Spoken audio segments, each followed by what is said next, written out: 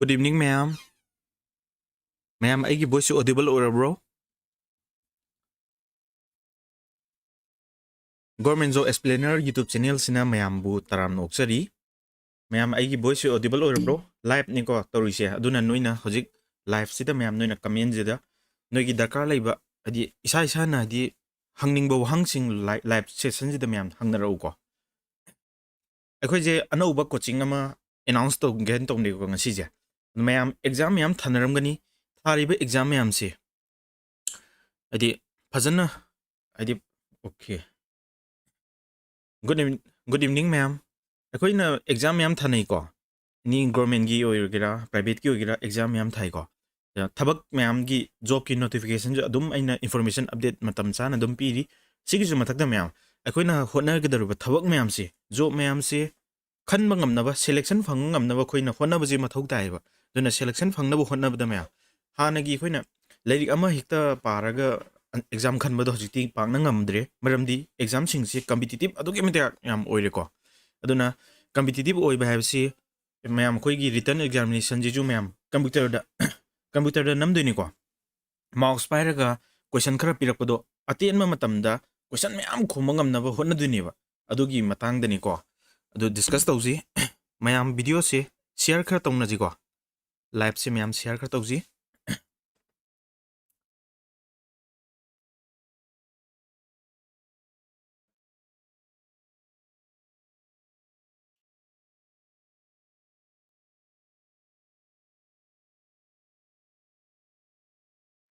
mayam live se share am taugi ko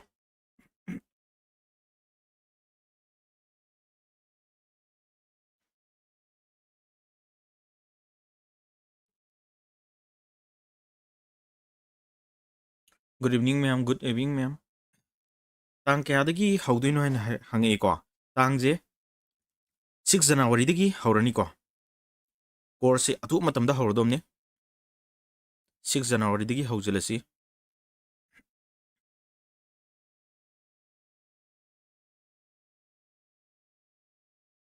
Okay, dudi.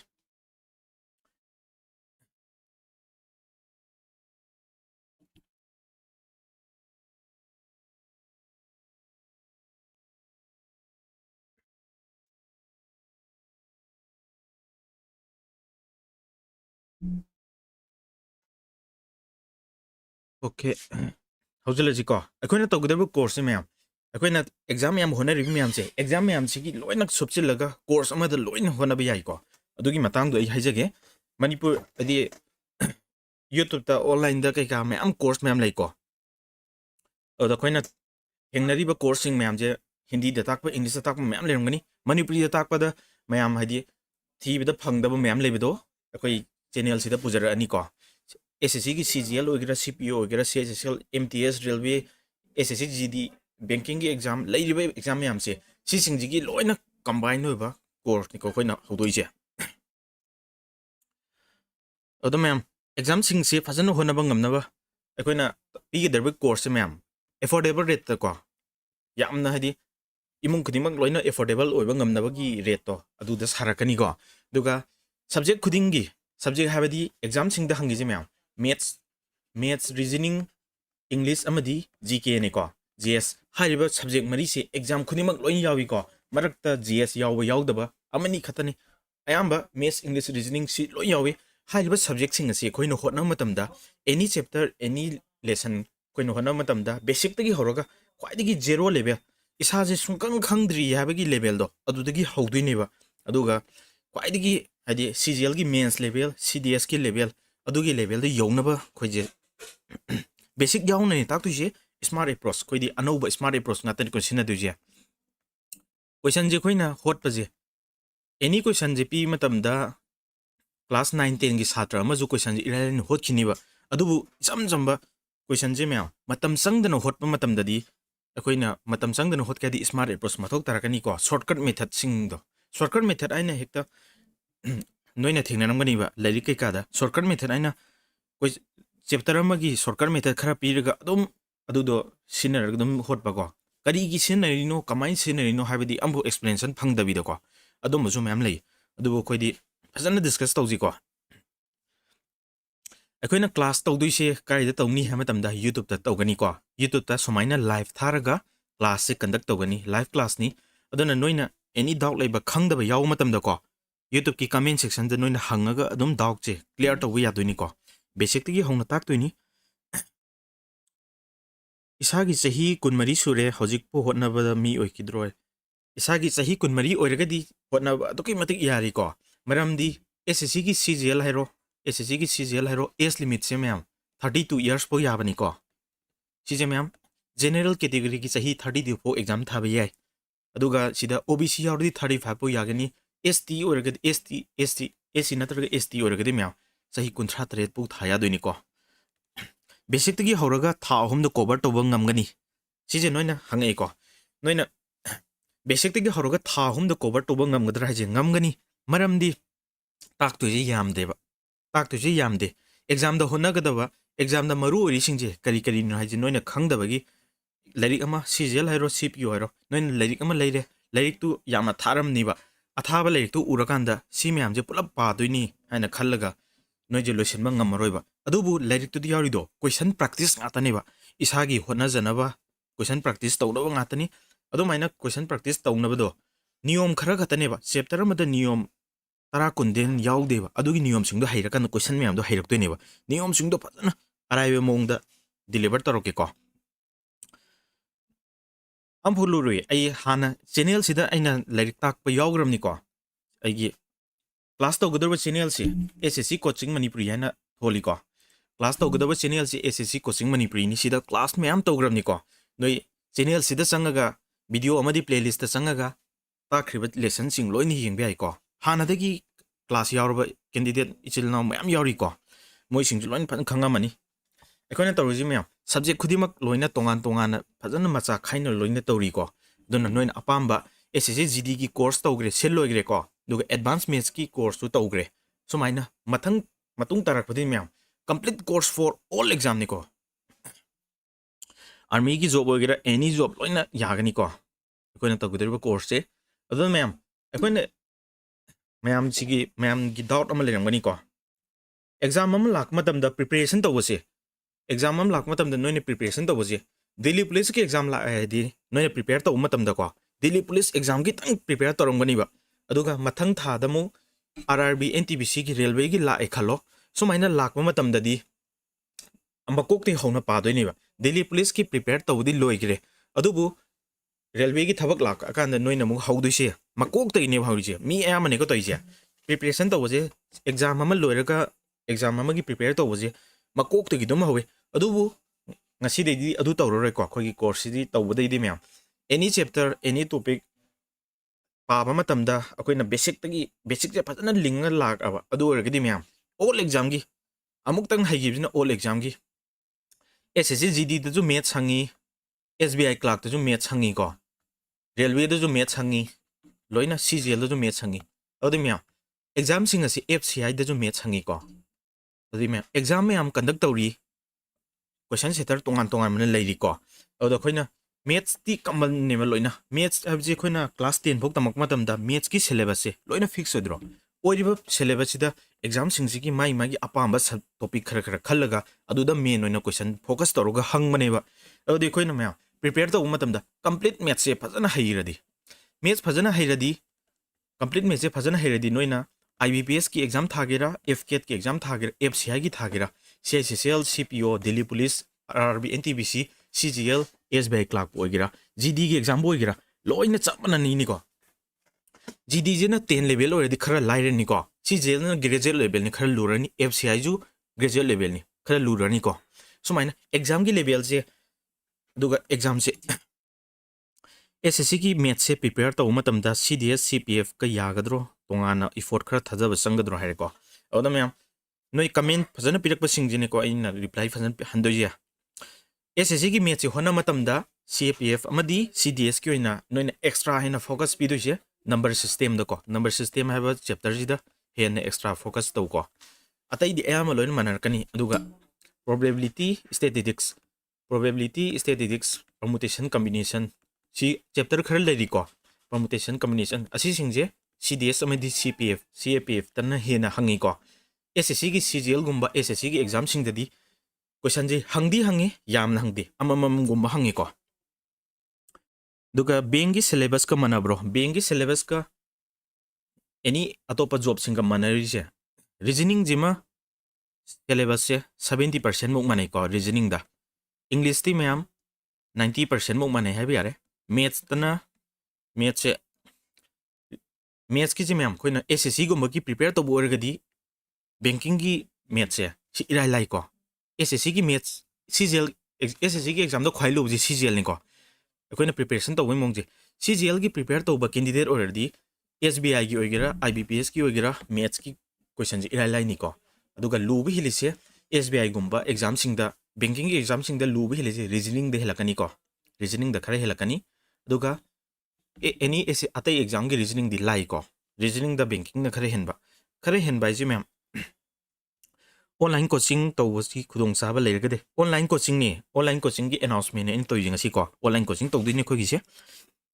ado lyric si yamna sole ado exam than ki khaira su lyric yadam ni yadre pressure yam lei kamaino hona gani advice masam tang pibiu okay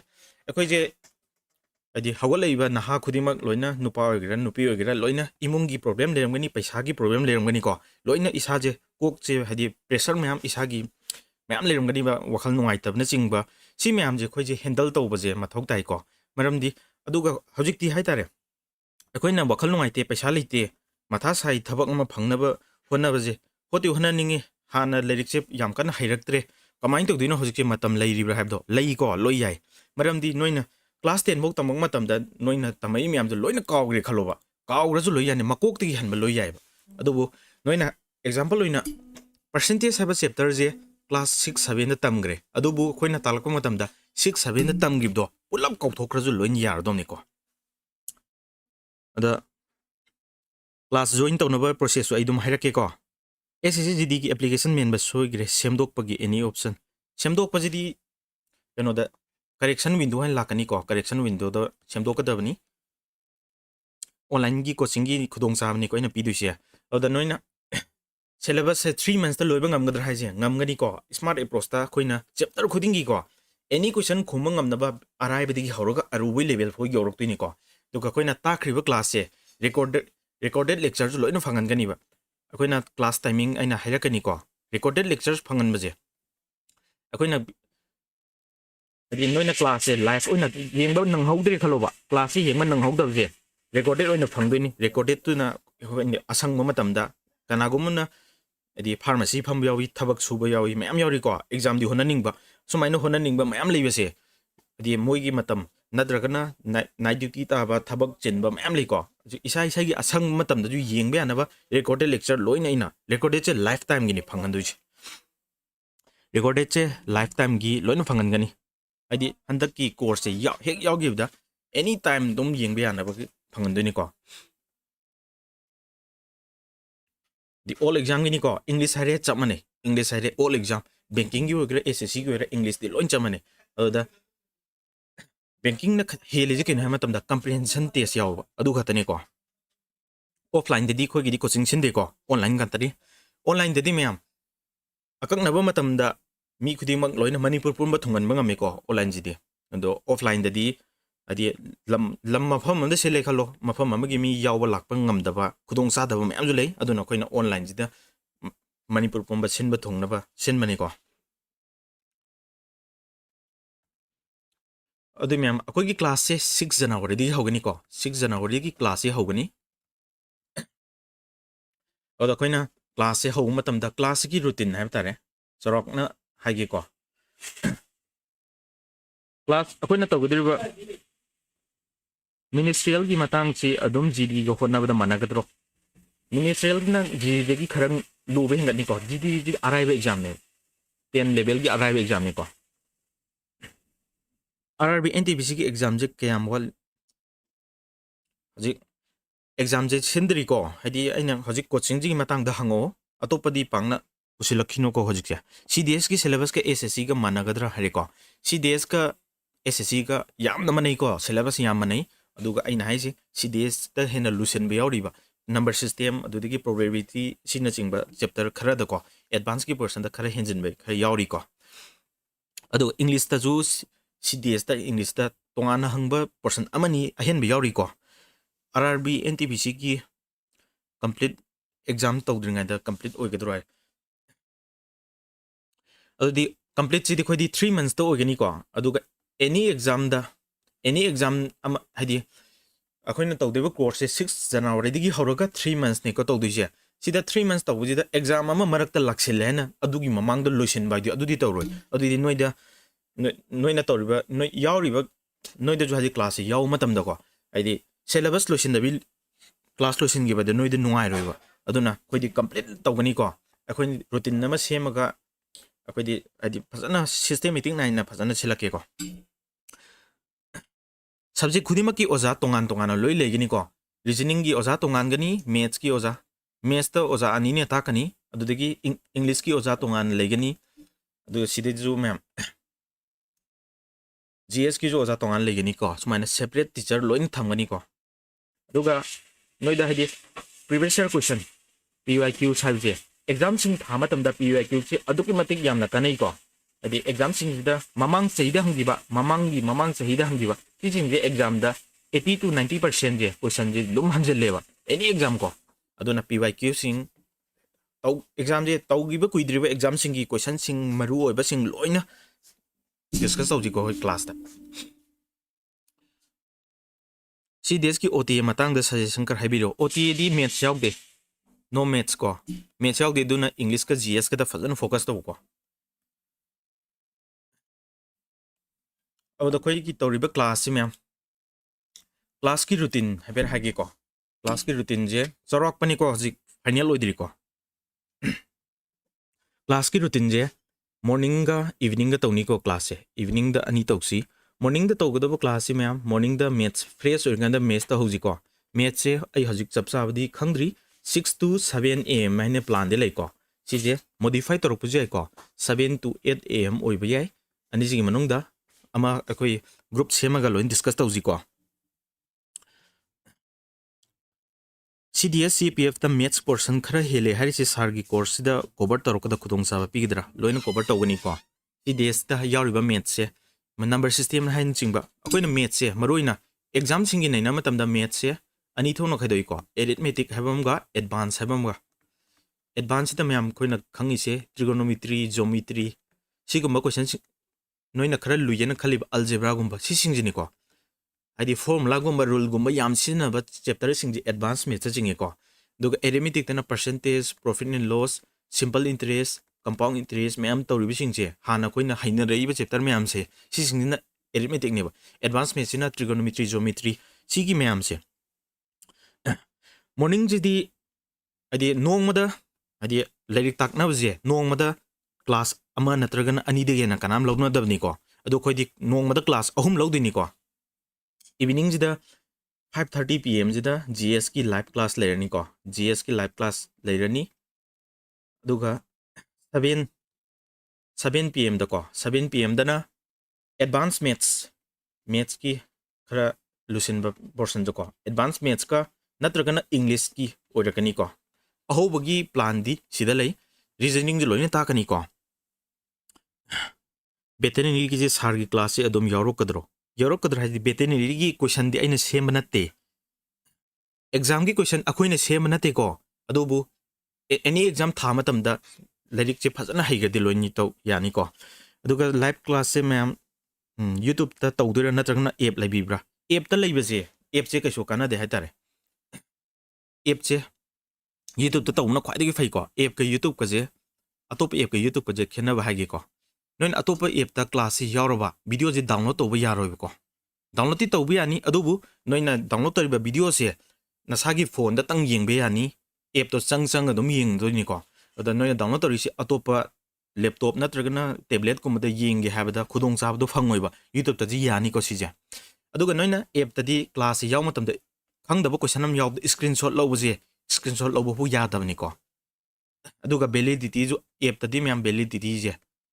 limited ni ko validity limited ado aina YouTube ki class da pi validity is lifetime ni screenshot loba loin ya do ni ko any exam ki loin ya gani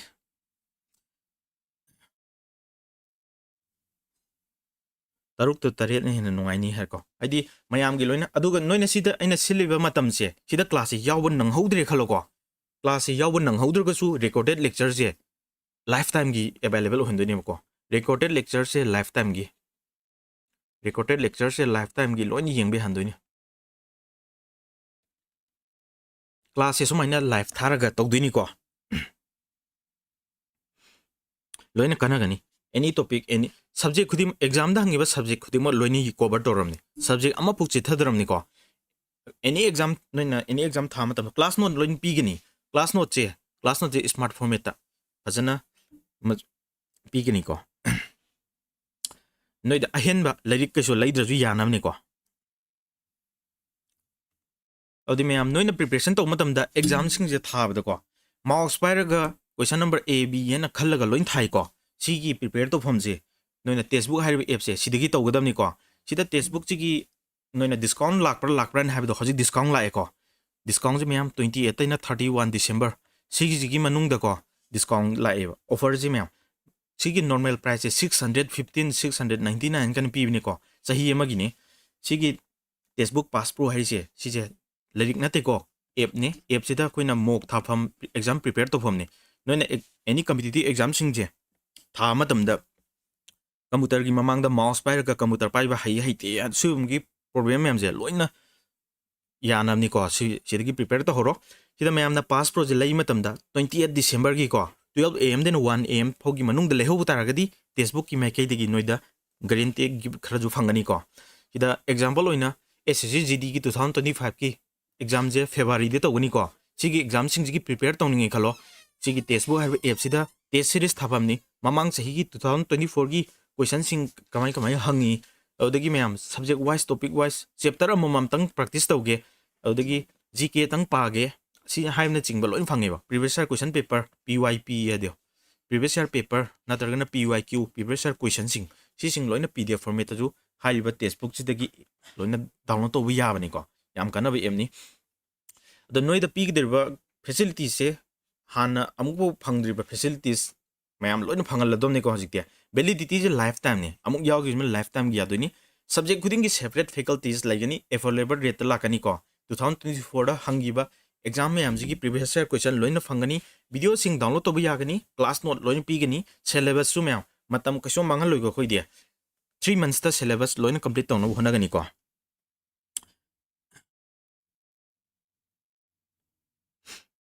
math से खतंग सोले SSC की जे खतंग फजन यौनिंग class से okay math सु फजन ताकनी को math की faculty अनि थमी को दोना math से मतम खाइदो होगा math से जो फजन नहीं नरकनी को 2025 के order textbook pass pro 2025 की नते अइना हाइदो 28 December दगी हरगा 31 December बो की मनुंगदा लहोरगदी ऑफर फंगनी हमनी textbook जे नोन लौनिंग मतमदा दुम लइबे आइ को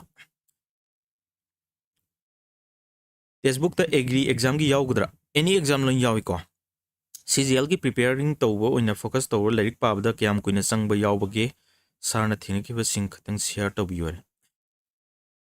CGL की प्रिपेयर तौबजे चाही मंगा प्रिपेयर तौब मी लई चाही अहुम प्रिपेयर तौब लई चाही अमा प्रिपेयर तौब लई को चाही मा दुम खनबे यामबने को और चाही मंगा प्रिपेयर तौरी हैना मी जो पाने याबगी मोंग दुम लैरदी दुम चाही मांगिनी अदुगा खोइना होना दुसिदि म्या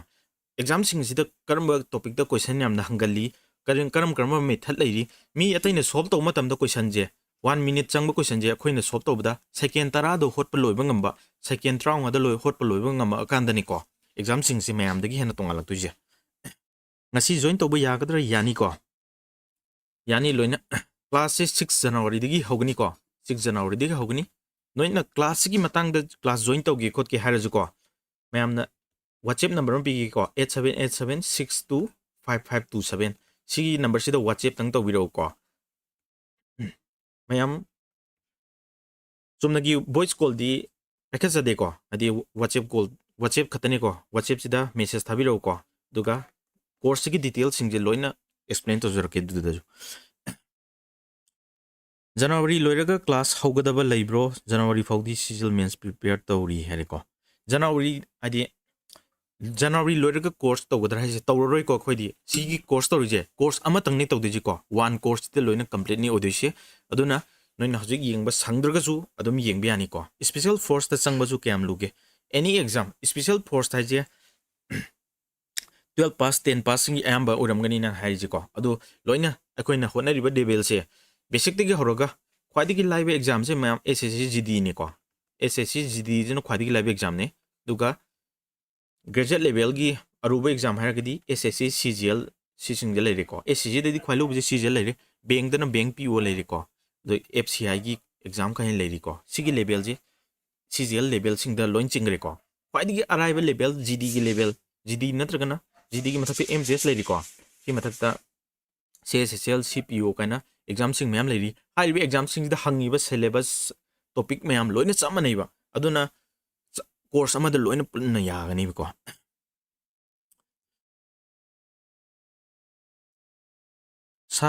sargi class yaur ga GD da sungkan kana roira hajibu karino exam khudima loina ya gani hairi ne ai je sida exam khuding gi loina fajana kana gani sida kana roena khalli je karino ai gyan tadre 28 second hot pangam de sar kamain torodi fani 28 second je 28 second ji di sangu sangman gre he na ten bas matam da hot pangam na ba MTS se chahi kya phu yagi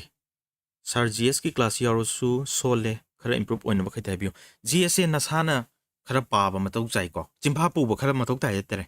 GS di dum yenga tang to adi yaroi ko isana class ta tai bising do phajan iselo aduga chart oina semaga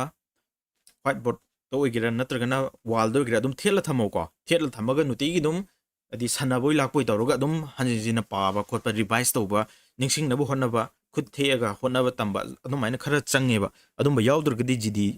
GS di khara wani ko 12 lorga thaya ba 12 lorga thaya ba exam sing loini yare CHSL je 12 lorga thaya ba ni SSC gi ko banking da di 12 lorga thaya ba leite dodi SSC GD ye 12 lorga thaya ba exam ni 10 lorga pu yare ko SSC MTS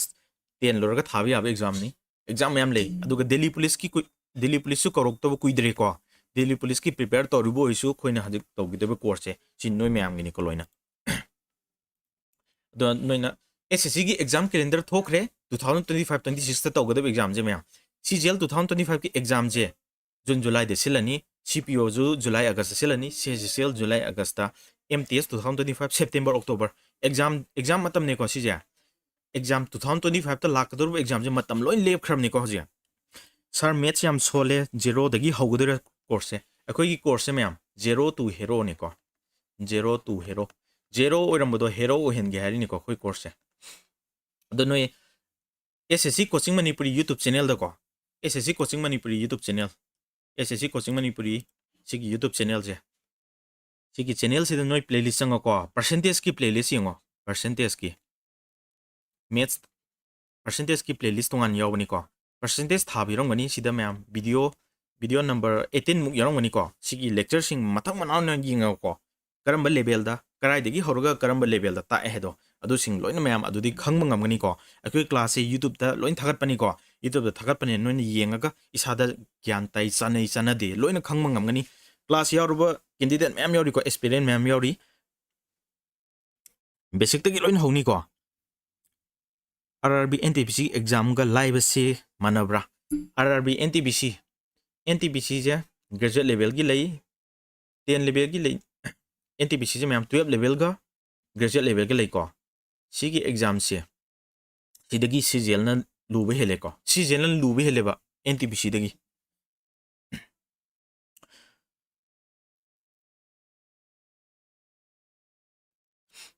MTS to 25 pho yaba yawe chahi 25 pho yaba 27 pho yaba tongan lebini ko class the maths ti improve oire har ko akoi class yaur kanda subject khudim loina improvement phajana lakani ko noina any doubt lai matam da akoina toriba class e live tharga tori ne ba duna noi doubt lai matam da comment section da loina noina hari sing aina ubai ne hojik pari se sumaina doubt sing je noi gi para ga ko question number 6 to ai gyan ta hodre am ta hanbiro ha na chingba noi loina phajana explanation loin tawdini ko basic te ni hodi je basic tagi adu myam noina classing ase phajana yawge preparation phan tawge na khanba sing WhatsApp number pirise sida contact tawbiro ko kaidano igrido WhatsApp number jamuka haike 8787625527 sigi WhatsApp number sida mayam DM tawsilo ko sida message thajilo aduga course sing ji yawbi yare ko aji course ki registration hori ko aduga khoi gi di mayam coaching gi rate chu mayam kwai digi affordable rate ta sarakani ko kwai digi affordable haijini kwai digi affordable rate ta saje makong solak panina basic tagi tamba pame basic tagi ni tamdu je khoi basic tani ko no class ying ba mayam se basic tagi tak thuni aduga basic tagi ta e hena ko akhoi gi tai ba basic khutak che atai ga manaroi maramdi akhoi na tai che board ki exam sing council exam sing adugi level ta takuna de ko competitive exam makal makal mi lising mi lak tha matamda mayam dagi mithoi mhen ba ngamna ba niyom tongan ba smart approach mayam sinar tuni ko ado smart approach kari gi sinai no kari gi thamino habne chingba loina khangan duni ko CHSL की preparation तो मतलब like तोंगान अमुक दरकार ले कदरा like दो जरे no books required को like दरकार सुंगोय ओरोय लाइक दरकार ओरोय को एग्जाम की preparation तो मतलब लाइक दरकार सुंगोय ओरोय हजिके मखोंग सोलक पो ओरगजु को मखोंग देनी बताक थि खोज ओके मैम अदि नोय डाउट सिंग लेत्रगदि आई लाइव से लोइसिलक तोइनी को all exam gi loina kana radoini aduna coaching ama silli habse noi khangda mem yorongani ko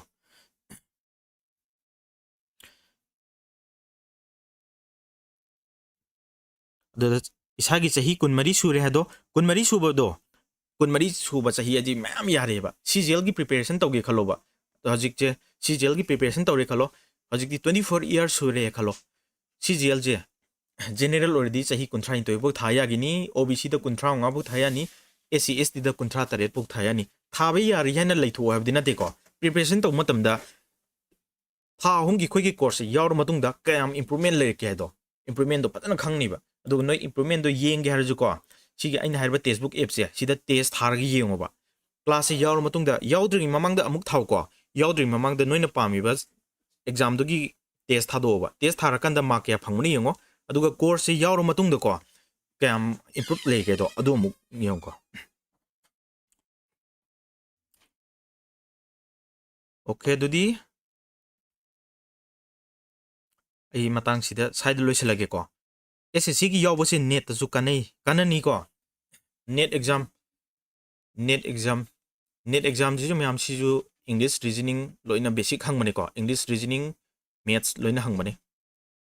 सिदजु ma'am हंगिबो सिंजे मैम सिदजु मैथ्स तो डिस्काउंट की क्वेश्चन के का मैम यावबनी को फजब क्वेश्चन नेट की एग्जाम तो यावबो उरे अदुना एसएससी की प्रिपेयर तो मतमदा लोइना नेट एग्जाम वगैरह लोइन एग्जाम खुदिमो लोइन यानी को वीडियो से एसएससी मणिपुर के येंगबा यादब यावरिदो क्लास जॉइन तौदबगी ने याद्रिदो क्लास जॉइन तौरदी लोइन यागनी येंगबा मेंस एग्जाम प्रिपेयर तौबदा क्लास ना कानगदरा प्रीलिम्स क्लियर तौब लाए मेंस से क्लियर तौब ngamdre ओके मेंस जो काननी को बेसिक तिगे हरोगा कोई एडवांस लेवल फो आयो फो लोइना चंगदुइनी को मिनिस्ट्रियल की तंग हाइरि जे करिनो मिनिस्ट्रियल की सुगाइना ताओ हाइजे मिनिस्ट्रियल की मतंग जे करम मिनिस्ट्रियल की नो दिल्ली पुलिस की मिनिस्ट्रियल लो कहीं हेड कांस्टेबल मिनिस्ट्रियल लो करम नो लोइना चमने ये एग्जाम खुदिमो लोइना चमने ये हंगी से मैथ रीजनिंग इंग्लिश जीएस नत्रो लोइना चमने एग्जाम खुदिमो चमने फजन त प्रिपेयर तो सब्जेक्ट खुदिंग तोंगान को अदि लाइक दरकार होइदे जीके जीएस की सीजीएल की ओइना कमाय ओके जीके जीएस की हंगे को जीके की लाइक से नोइना लैगे हारगदि को जीके की लाइक की ओइना दि जीके जीएस की लाइक लैगे हारदि परमार की लयो को परमार की क्लास नोट लेबने योन बने को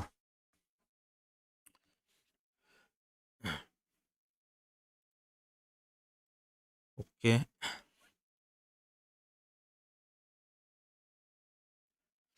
ओजाना लाइक तकपदा कंसंट्रेशन तौबो ngamde अदो कंसंट्रेशन तौबो ngamnaba पिबियु हारेको द लाइक तकपदा कंसंट्रेशन तौबो ngamdri हेडफोन अमक थिंजिलगा फजना पेन पेपर फाक्तोगा फजना लाइक ताइदो अदुदा focus to bose headphone ma thila di khara phawni ko okay to di ma'am ai matang sida video se loisilage ko no any doubt lai matam da WhatsApp number am pige WhatsApp number sida message thajilo ko 8787625527 sigi number sida WhatsApp toksilo aduga ma'am details sing loina adi separately tharo haiba sing do loin thara ge sida details ko aduga class ki group chu semi ko class ki group chu noi da message tharang na link chu description de yaw ni ko okay thank you everyone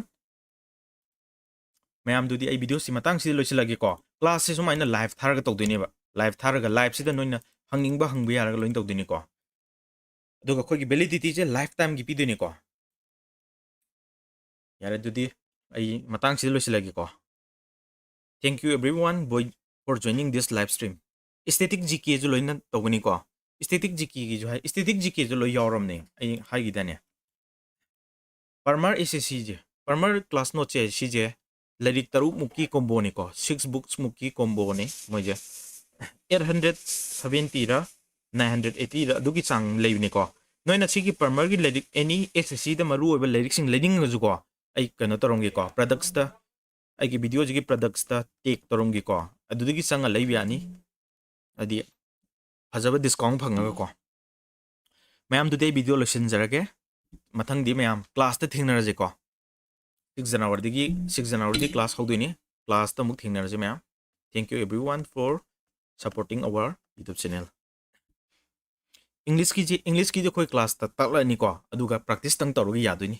English khoi class ta phajana talakani English ki faculty yaman nungai bama akoi ki yawre ko aduna English se phajana talakani noi lyric leider ju yani ko English su lyric leider ju yani any subject ma'am noi lyric chungai leider ju yani ko learning agu ai take torom ge ko video जे same लोरकंदा take तौजरके दुगा YouTube channel सिगी ma'am take सन यावगनि production था यावनि को YouTube channel सिदा सिगी वीडियो जिदा यारोकनि आई सेम दरि को हजिपुदे प्रोडक्ट सिदे संगो अदुगा नोइद दरकार लेबा सिंगदो आई लाइक नोइद लोइन हापंगे को ओके मैम लोइसलक जे को दिया